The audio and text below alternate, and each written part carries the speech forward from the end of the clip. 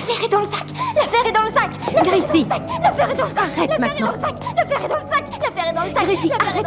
L'affaire est dans le sac! Arrête, Gracie! La mère arrive à l'école, mais ne voit que sa fille mise à l'écart et une enseignante pleine de mépris. Sans détour, l'enseignante affirme que Ruby n'a pas sa place dans cet établissement. J'aimerais que vous compreniez que ce n'est pas le bon endroit pour votre fille.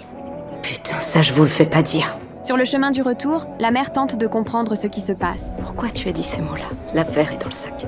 Est-ce que les mots « l'affaire est dans le sac » vous évoquent quelque chose? Soudain, un souvenir sanglant longtemps enfoui refait surface. Une vieille femme, avec exactement les mêmes mots, avait tué son enfant.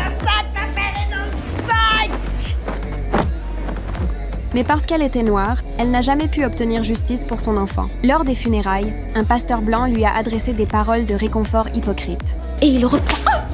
Quand il viendra prendre votre enfant, vous remercierez votre Seigneur.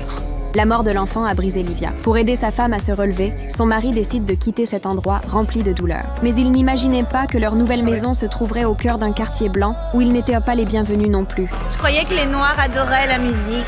Livia choisit de les ignorer, mais cela est perçu comme un signe de faiblesse. Le harcèlement ne fait alors que s'intensifier.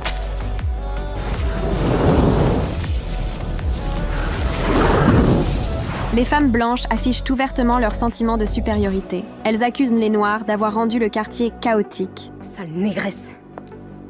Mais Livia a pris sa décision. Elle va affronter son passé. Cette fois, elle ne laissera plus jamais les Blancs faire du mal à son enfant. Reste ici, d'accord? Ça ne peut plus durer, on commence à en avoir marre de tout vos...